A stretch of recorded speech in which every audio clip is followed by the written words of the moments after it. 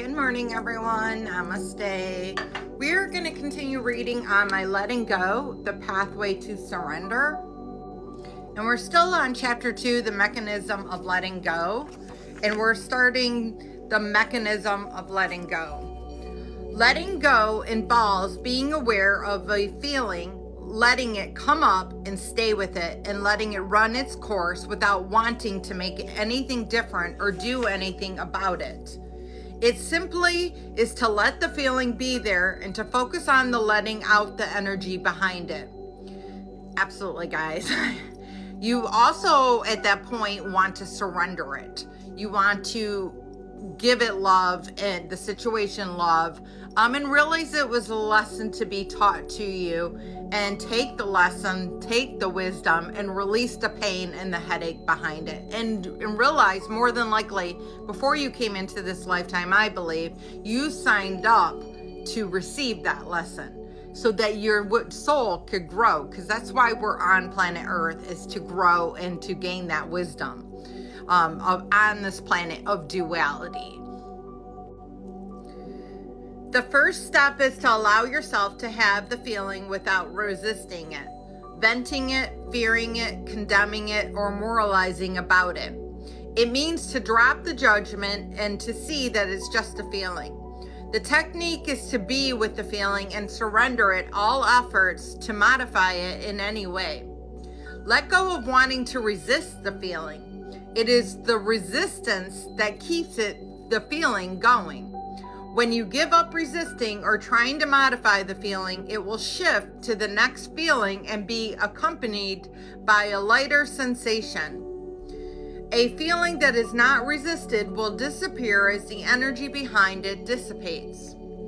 As you begin to process, you will notice that you have fear and guilt over having these feelings. There will be resistance to feeling in general. To let feelings come up, it is easier to let go of the reaction to having the feelings in the first place. A fear of fear itself is a prime example of this.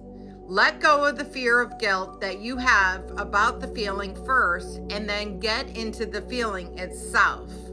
Also kind of look at where it stems from and really kind of go back there in your memory. And you could even try and make it to where a different outcome occurred. So if it was a really negative outcome, you could stop it in the process of it and decide to kind of make a different version of it come true. That's a lot what QHRT, or I don't know if I said that right, healing does, is they kind of stop it in their tracks and they redo it.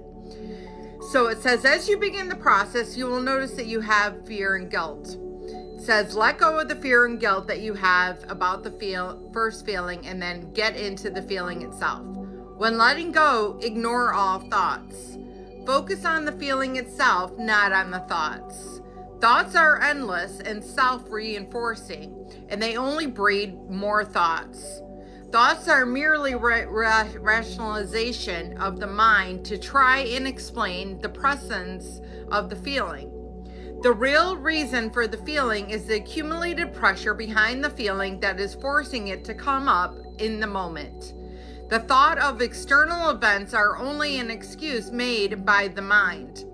As we become more familiar with letting go, it will be noticed that all negative feelings are associated with our basic fear related to a survival, and that all feelings are merely survival programs that the mind believes are necessary. The letting go technique undoes the programs progressively.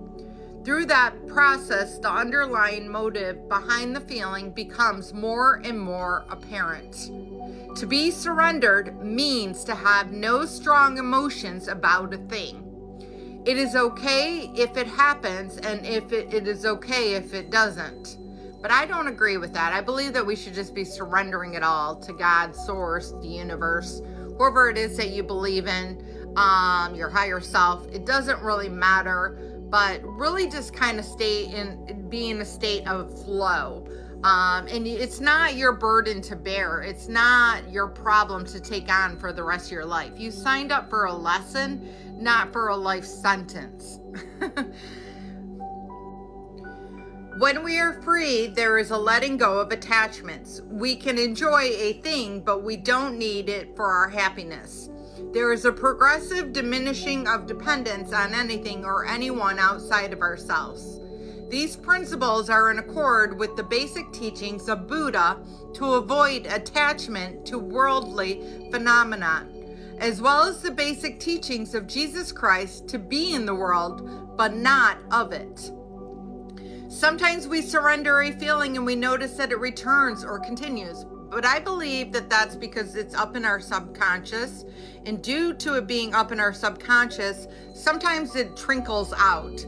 So when we can't deal with the trauma, we shove it up into our subconscious, and sometimes it's too much to come out at one time. So sometimes it needs to come out on multiple different time periods. So allowing that release, and then again being in the state of surrender and just allowing it to be processed. We have stuffed these feelings all of our lives, and there can be a lot of energy pushed down that needs to come up and be acknowledged.